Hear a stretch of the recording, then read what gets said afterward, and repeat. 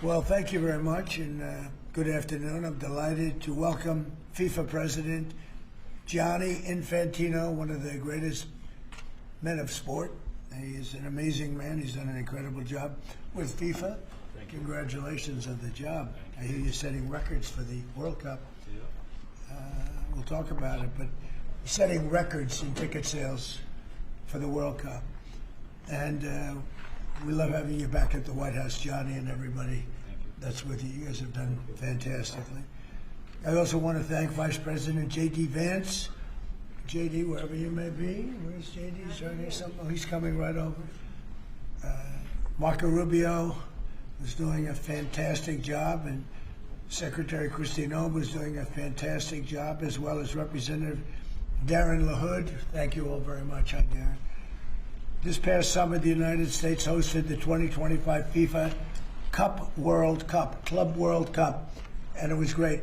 I actually went to a match, and it was amazing. It was a big success, too, wasn't it? It was sort of like a preview of what's to come. And now we're getting ready for an even bigger event next year as we host the official 2026 FIFA World Cup. That's the big one. The World Cup tournament. This will be a once-in-a-lifetime opportunity, even for our country, because frankly, this goes to countries, everybody wants it. I guess it's going all over the world. Do you know who's getting it the next time around? Who's getting it? Has that been selected? The next one will be Morocco, Spain, and Portugal. That's good. With 3 matches at the beginning in South America, Argentina, Uruguay, and Paraguay. And the one after will be Saudi Arabia in 2034. Wow, that's great. Yeah. Wow, that's great. Well, we have the king coming, Crown Prince is coming tomorrow. This will be a once-in-a-lifetime opportunity to showcase the greatness of America and world-class athletic competition as we celebrate our nation's 250th year. The World Cup will also be an incredibly significant economic opportunity for countless American workers and businesses. It's expected to drive more than $30 billion, Johnny. I don't know about that. That sounds like a lot of money. No, it's true. Are you sure? 100%. How much does the country get out of that? 30 billion. 20%? No, do we get like a percentage of the gross or anything? That's for negotiation. That's right. And it's going to create nearly 200,000 jobs for America. Since the creation of the White House FIFA Task Force earlier this year, Secretary Rubio's team at the State Department has worked tirelessly with the Department of Homeland Security to ensure that soccer fans from all around the world are properly vetted and able to come to the United States next summer easily. Before I took office, it would often take a year to get a travel visa, but because of the administration's hard work, now in more than 80% of the world, think of that, the wait time for a visa is 60 days or less. For those who intend to join us for the World Cup, I strongly encourage you to apply right away.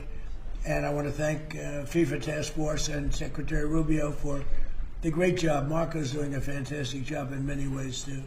So I want to just thank you all for a great job. Marco, you're doing a great job. Beyond even this, we're also creating what we're calling the FIFA Prioritized Appointment Scheduling System. That's a hard one for most people to remember, but it's there nevertheless. And this will allow World Cup ticket holders with long wait times to opt with FIFA for a prioritized interview. And I've directed my administration to do everything within the power to make the 2026 World Cup an unprecedented success. I think it's going to be the greatest. And we are setting records on ticket sales. Nobody's ever really, and FIFA's never, if you look at the numbers, nobody's ever seen anything like the kind of numbers we're doing. The early ticket sales are through the roof, and much of it is even sold out.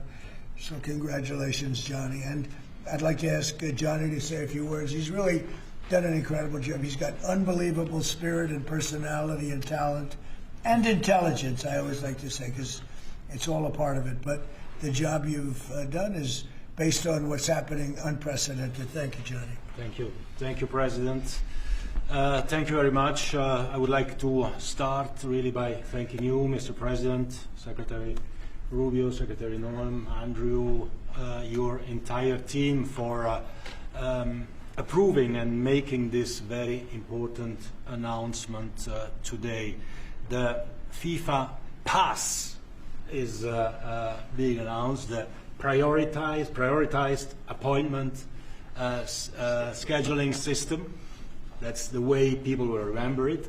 So if you have a ticket for the World Cup, you can have a prioritized appointment to get your visa, because we said it the very first time we met, Mr. President, America welcomes the world. America will welcome the world here next year. We will have between 6 and 7 million tickets sold for the matches. We will have between 5 and 10 million people coming to America from all over the world to enjoy the World Cup. And with this FIFA Pass, we can make sure that those who buy a ticket that are legitimate football fans or soccer fans, they can come and attend the World Cup in the best conditions, starting from getting their visa and then coming, of course, in the country to enjoy. You mentioned the economic impact, the 30 billion, 200,000 jobs, and this is just for the World Cup, and we will build on that to make soccer even greater here. You are the #1 country in the world, the United States of America, Mr. President. You have to be the #1 country as well in the #1 sport in the world. So we have to work for that, and we will do that, and the World Cup will be very, very significant in this respect. So big thank you to you, to the White House Task Force, to everyone involved, and we are celebrating next year not just the 250 years, but also the greatest and most inclusive World Cup ever. We'll have 6 billion people watching. We have the draw coming up on the 5th of December here at the Kennedy Center in Washington, D.C. 1 billion people watching the draw to find out who plays whom and where. We have 32 teams already qualified. Before or by tomorrow night, we'll have 42 out of 48 qualified. So a quarter of the world will be here, and we are looking very much forward. So thanks for the support, thanks for the great work, and always happy to be here at home, if I can say that. You are. We are. There's your beautiful trophy right there. Yeah. You are, and a big part of it too. Marco, would you say a few words? Yeah, thank you, Mr. President. First of all, for getting the games, because this happened in your first term when the Cup came here, and it's a major undertaking. So we've deployed over 400 additional consular officers around the world to deal with that, in some cases doubling the size of the consular presence in our embassies in certain countries. And the good news now is that in about 80% of the world you can get an appointment within 60 days. It used to take, half a year or longer, and now sometimes it took, now you can get in less than 2 months, where in places it took over a year. In places, for example, like Brazil and Argentina, it took over a year to get an appointment. Now you can get in less than 2 months. So our advice to everybody is, if you have a ticket for any of the games, you need to apply if you haven't done so as soon as possible. Don't wait till the last minute. Your ticket is not a visa. It doesn't guarantee admission to the U.S. It guarantees you an expedited appointment. You're still going to go through the same vetting. We're going to do the same vetting as anybody else would get. The only difference here is we're moving them up in the queue. We're moving them up faster. But my advice to everyone that's watching around the world is, if you intend to come to the games, you have to have a ticket. You need to apply. Apply as soon as possible. You're going to get your interview within 6 to 8 weeks, and move forward from there. Don't wait till the last minute to do it. Thank you. Mr. Congressman, would you like to say something? Well, first of all, Mr. President, none of this would have happened without your leadership securing this during your first term. I tell my colleagues all the time, this will be the largest sporting event in the history of the world. We expand from 32 to 48 teams for the first time ever. We're doing it with Mexico and Canada, but obviously the 11 host cities will be here in the United States, and it's going to have a $30 billion impact economically in this country. And so it has been a team effort by everybody, but I also want to thank President Infantino, and obviously you, Mr. President, and your entire team, Andrew and Nick and everybody. It is going to be an unbelievable sporting event next summer. It's going to be great. It's going to be great. Andrew, would you like to say something? Sure. I think we'll have somebody much more important. it's much more important. And honestly, without her work, without Secretary of State Rubio's work in the State Department, this would not happen. And without your leadership and your vision, this would not have happened. I think 2 key points. One, the Secretary of State already highlighted. This is a welcoming message to the world without going around the safety and security procedures. It's so key to make sure that this World Cup is safe and secure, and the White House task force is working every day to make sure that's the case. And also, as Congressman LaHood said, the economic benefits for American businesses, both small and large, from a $30 billion event like this. So really, thanks to all the White House task force members, from Secretary Rubio to Secretary Noem, to notice of funding opportunities that went out to the cities and states last month were really key from the safety and security perspective, to Deputy Chief of Staff Luna, who is integral in this whole process, to the White House task force members that are standing in the back of the room today and that couldn't be here. Without your hard work, this would not have happened, and I really can't thank you enough for really the best team I've ever been a part of. And also to FIFA, to the President Gianni Infantino, my good friend Carlos Cordiero. Your desire to make this World Cup the best yet, it's contagious. Every single day I come in and think, what can we do to make this even better? And Mr. President, your vision more than anything. I think it takes a unique visionary to be able to go and see a sporting event and realize that this can be one of the greatest cultural events in world history. And I think there are very few people, aside from the 45th and 47th President of the United States, Donald J. Trump, that can do that undertaking. So thank you. Thank you very much. Christy? Mr. President, thank you for Andrew. Thank you for making him the head of our FIFA task force. He's fantastic. And Nick has been a rock star in facilitating all of our meetings, getting everybody together, and making sure that we're prepared to host this event. And it's going to be the world's largest sporting event ever hosted, and it's happening under your leadership. So every department has been working, but the Department of Homeland Security is working on making sure people can travel here safely. They know that they're welcome to the United States, that each of these events will be cooperative events with our cities to make sure that security needs are met. We put out over $600 million worth of grants to the 11 host cities that they'll have the advantage to partner on technologies and screening technologies, drone technology, counter UAS as well will be implemented. So we'll be prepared to host it safely, but also with Marco's leadership at the State Department, making sure that people that come in on these tourist visas are coming in thoroughly vetted, just like anyone who would travel here, and they would come and enjoy our country, and then they would go home and go home in a timely manner. So we're excited about that, and we're excited to partner with you, Mr. President, on creating memories for people around the world that will make them not just fall in love with the United States, but also fall in love with the sport of soccer. Thank you. How many games are there, Johnny, total? Total 104 games, meaning 104 Super Bowls in 1 month. This is the magnitude of the event. You know, when you think It is. It's incredible. it's, 104 it's Super going to Bowls in be 1 month. the biggest sporting event we've ever had. It's like having 104, or even if you cut it in half, 50, 60 Super Bowls, right? That's okay too. In Any 1 month. questions? Mr. President, can you just take us through this FIFA Pass idea that you guys are talking about here? How exactly is it going to work for ticket holders to this big event that the United States is hosting? I'll let my guys do that because they can do it much better. And either one of you two, Nick, would you like to talk about it? Sure. Well, Mr. President, without your leadership, this would not happen. And we came in 10 months. We have a system that's going to welcome the world. The greatest host in the history of the world is going to host the world here. Basically, this system allows folks with a FIFA ticket purchased through FIFA to go through the FIFA portal that is then going to get prioritized with the State Department, so that those appointments are going to be had before existing appointments, so that people, when they buy tickets, they have confidence that they're going to be able to come to the games and spend their money and travel this country and do all the things that they want to do and enjoy the game. So it's an incredible vision that the President executed here. Within 10 months, we started with really not that much. And so this whole team here, with the President's guidance, has made this possible. It's going to be the greatest games in the history of the world. Okay, do you have that? Yes, yes. Not too complicated. Daniel, please. Daniel? Mr. President, yep. You were talking about the economic impact of this. Billions and billions of dollars. This builds on the framework and the groundwork that you've built already up for a major year in 2026. Deregulation, energy independence, tax cuts, historic amounts of private sector investments. What do you envision for the 2026 economy when this event comes to town next year, too, on top of everything else? Yeah, it's just a huge economic boon to this. You know, we had a little shutdown that was caused by the Democrats, and this will make up for it many times over, so that's good. But I think it's the importance of the event all over the world. The world is watching, and it really is. It's like having, you know, many Super Bowls, actually. Each game is almost a Super Bowl. Some of them are, I guess you could say, bigger than Super Bowls. I guess when you get to the finals, it's of that level or more. Much more. Worldwide, I think it's got to be more. So that's great.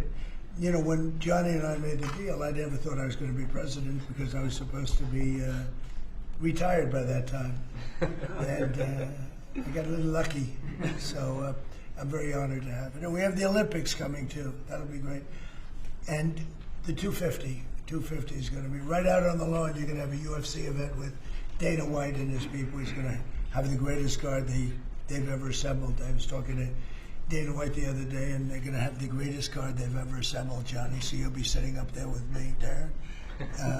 We'll be watching it. So right opposite the front door of the White House. That's going to be on June 14th. So it's really going to be an amazing period of time. But this is something very, very special.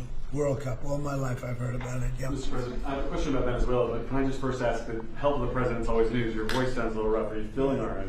I feel great. I was shouting at people because they were stupid about something having to do with trade in a country, and I straightened it out. But I blew my stack at these people. Well, it sounds like there's a follow-up there, but can I ask you about Venezuela? You suggested... Sounds as the what? It sounds like there's a follow-up there, but can I ask you about I Venezuela? thought you said there was a polyp. And I said, I don't want to hear that.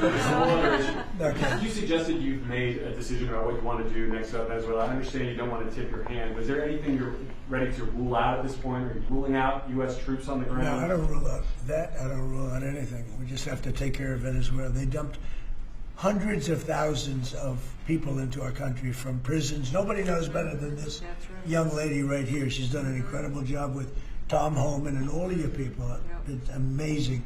You know, we have a tight border right now. Nobody comes in. But we had millions of people pouring through. A year ago, we had millions of people pouring through our border. And many of them came from Venezuela, including Tren de Aragua, the gang. And I guess what I'm hearing, Christy, is that's as bad a gang as there is anywhere in the world. It's the worst. Absolutely, absolutely, they are the worst. I mean, they're worse than MS-13. They're killers. They massacre people. They cut them up into pieces and they bury them in their communities where they grew up. They're horrible people. Now, we had a lot of them, and many of them, most of them, pretty soon, most of them are going to be out. But they sent them in like we're a dumping ground. So I'm not in love with the people running Venezuela. I love Venezuela. I love the people of Venezuela. But what they've done to this country, and I really say this, what Biden and the Democrats have done to this country can never, ever be forgotten. You suggested Maduro wants to talk. Are you prepared to speak with him directly? Would you commit to doing that before you order strikes? Yeah, I probably would talk to him. Yeah, I talk to everybody. Mr. President, Go ahead, One Garrett, was that who you were Please, go referring ahead. to? Was that India? Rebecca Zelka with Blaze News. So in a recent interview, you had made some remarks about H-1B visas. You said about H-1B visas. Yeah. You said that there were certain talents that Americans needed to outsource to foreign workers. Could you clarify? Until they learn that, yeah. Like, for instance, if you're going to be making chips, we don't make chips too much here anymore, but we are going to be in a period of a year. We're going to have a big portion of the chip market. But we have to train our people how to make chips because we didn't do it. We used to do it, and then foolishly we lost that business to Taiwan. Very, very foolishly, because if they had a president that thought like I did, they would not have let that happen. But it's all coming back. I think we're going to have within a few years, we're going, and not because of the CHIPS Act. The CHIPS Act was a disaster for this country. We gave away billions of dollars to other countries and other locations and companies. And all they did was rob our money. But because of tariffs, the chips are coming back. Chip makers are all coming back. And I think within a very short period of time, we're going to have maybe even the majority of the chip making in the world will be right in the United States. Where it should have been all along. But because we had people that didn't believe in tariffs, they believed in them, but they didn't know how to use them. We would have had nobody leaving our country right now. And instead, you have almost 100% of the chips are made in Taiwan. It's so disgraceful. The good news is it's all coming back. Yeah, please. Mr. President, the gentleman in the back. Thank you, Mr. President. I want to just follow up on Venezuela. In these talks with Maduro, is there anything that he could say or do that would allow you to feel like he could stay with your support? Is there anything that he could say that you would be, okay, you can stay with you? It's hard to say that. You know, the question's a little bit tricky. I don't think it was meant to be tricky. It's just that, look, he's done tremendous damage to our country, primarily because of drugs, but really because we have that problem with other countries too. But more than any other country, the release of prisoners into our country has been a disaster. He's emptied his jails. Others have done that also. He has not been good to the United States. So we'll see what happens. At a certain period of time, I'll be talking to him. Mr. President, can I just follow up? You mentioned your voice and you were shouting about trade. Which country in particular upset you? Was it India? No. A country wanted to try and renegotiate the terms of their trade deal, and I wasn't happy about Well, it. which country was it? People want to know. Why would I say that to you? I can't believe it. Mr. President, on the World Cup, if you would, Seattle and the World Cup. The new mayor-elect of Seattle is a Democratic Socialist. Seattle has six, or beyond. I watched her. Right, Seattle has six. That's more than socialism. Right, Seattle has 6 World Cup games. How close are you going to be watching that city with the crime in that city? Well, if we think, and I'll have to speak to Johnny about this, but if we think that the mayor of L.A. is incompetent, everybody knows that. You know that I was there, I guess, 2 years ago, and we got all the federal permits taken care of, far more complex than the state permits and the city permits. And Lee Zeldin, who's a superstar, got everything taken care of. The toughest part, having to do with the fires, that should have never happened. If they let the water come in, it wouldn't have happened, right? Do you know that people aren't building their houses yet? I mean, can you imagine that? And if we didn't go in early on, Christy, I think we can say it. Well, the head of their police department said it. They were unable to handle. You would have had, not only did you have the fires, but you would have had total insurrection in Los Angeles. And if we didn't go in, and the head of, the gentleman, he said it, and he said it strongly, he said we could not have done it without the federal government. We did a great job. If we think there's going to be a sign of any trouble, I would ask Johnny to move that to a different city. We have a lot of cities that would love to have it, number one, and we'll do it very safely. So if we think there's a problem in Seattle where you have a very, very liberal/communist mayor, I would say, it's certainly beyond just liberal. I watched her over the weekend. Wow, that's another beauty we got there. But if we think there's going to be a problem, we'll, Johnny, can I say we will move? I don't think you're going to have this problem, but we're going to move the event to someplace where it's going to be appreciated and safe. Yeah, well, I think safety and security is the #1 priority for a successful World Cup. We can see today that people have trust in the United States when we see at the ticket sales, we sold, record-breaking figures of tickets, almost 2 million already sold out of 2 million that we have been selling. This is because people, they know that they will be coming here and they will experience a safe and secure World Cup. This is the responsibility, of course, of the government, of Secretary Norm, of everyone. And obviously, we will. We will discuss. We are working together. We have a task force for this, and we must ensure that all fans coming from abroad or being here, they can experience a celebration of coming together of the sport, and this goes only with 100% safety. We are communicating with all these mayors about what their responsibilities are. They know the safety and security of these events is their #1 responsibility, and we'll be there. The president's always there to keep Americans safe, but he also makes sure the people that know their responsibilities and that they're prepared to host these events and do so in a safe manner. Is there a timeline for that would have an economic impact? There was some news this morning from an Axios report that Senator Ted Cruz was laying the groundwork for a potential 2028 presidential run. Could I get your reaction to? Could you see yourself supporting Senator? Well, he's a friend of mine. I haven't spoken to him about it. It's a little early. It's 3¼ years. It's a long time, but he's a very good guy. He's a very good friend of mine. You remember we had quite a campaign against Ted, and it worked out quite nicely. Let's see, where are we? Oh, we're there. But I'm not that surprised to hear that. Mr. President, on the tariff exemptions, you had some recently on a variety of different goods. I'm wondering, are you ruling out going forward no more exemptions on products? You were mentioning a disagreement you had earlier. So I'm wondering we've taken in hundreds of billions of dollars in tariff money. We're going to be issuing dividends later on, somewhere prior to, probably in the middle of next year, a little bit later than that, of thousands of dollars for individuals of moderate income, middle income. We're going to pay down debt. We have a lot of money from tariffs. If we didn't have tariffs, this nation would be in serious trouble. And we've taken in tremendous amounts of money. And you know what's more important than that? We've protected our businesses from being raided like we did with the chip business. Now we're bringing them all back. But we had 100% of the chip industry, and then they left. They went mostly to Taiwan and South Korea, but mostly Taiwan. And they have almost 100%. And we're going to have, within a short period of time, a big percentage of the chip business are coming back because of tariffs, because they don't want to pay the tariffs, because the tariffs will be very steep if they don't come back, and they've committed to come back. As you probably heard, Apple is now up to $700 billion. We have NVIDIA at $600 billion. We have tremendous amounts of money pouring in. Our country has become amazing again and really, really rich again. I will say this. We have a decision we're waiting for. It's a very big decision.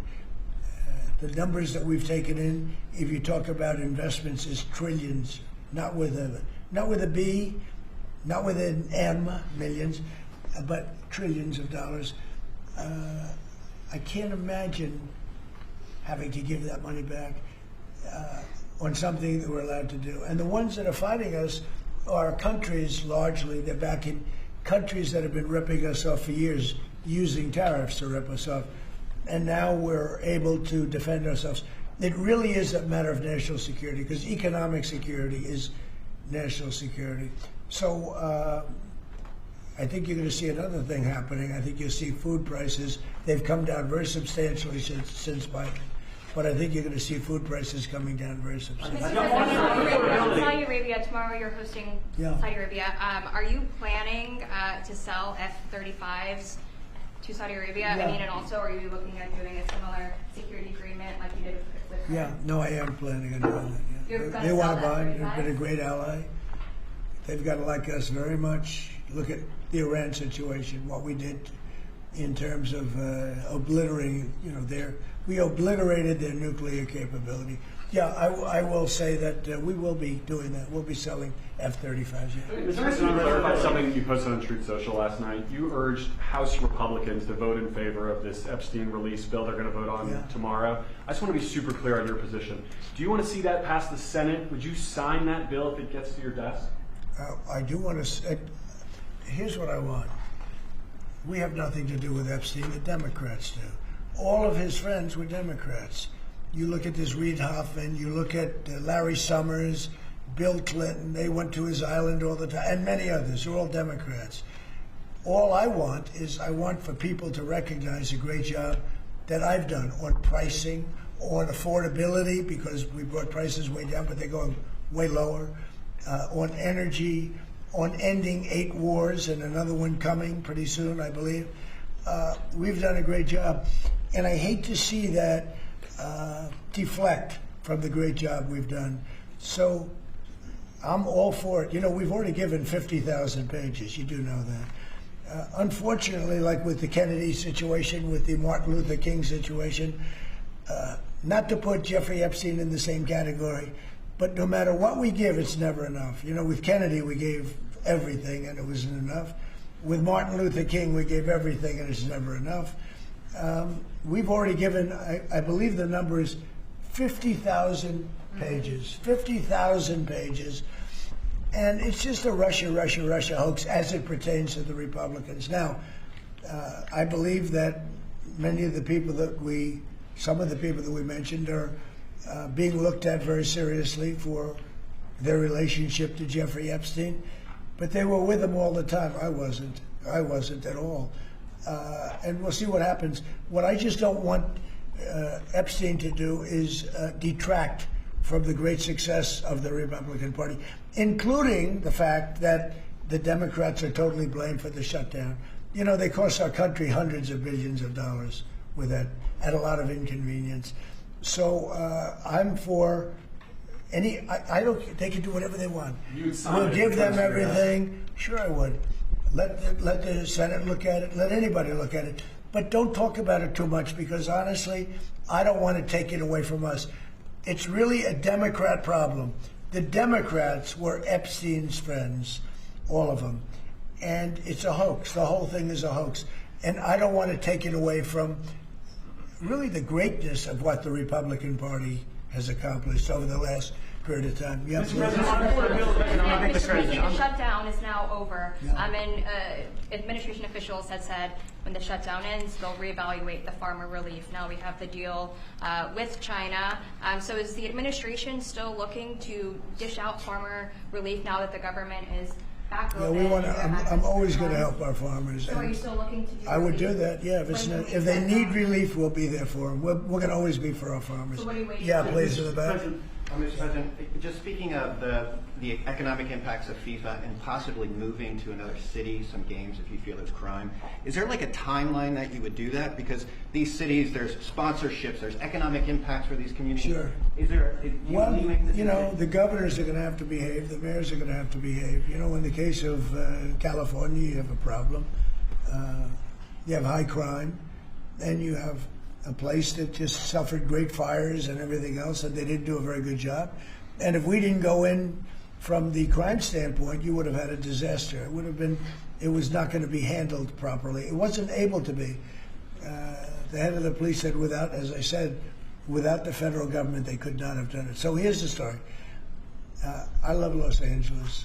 If they want help during this, I would love to send in National Guard or whoever's necessary to help them. I want it to be great. I'd love it to be in Los Angeles. I love the place. It's a natural for Los Angeles. If we think there's going to be crime, if we are obstructed by the governor, and maybe he won't obstruct, maybe it'll be great. But I'd love him for him to call and say, you know, we'd like to have some extra help. Because if there's even a hint of a problem, we want to get in there before the problem occurs. We want to make it totally safe for Gianni and FIFA and all of the great people that are going to be there, and I think that's going to happen. I would be honored to help California if they're going to have a problem, and if they think they're going to have a problem, they should say so.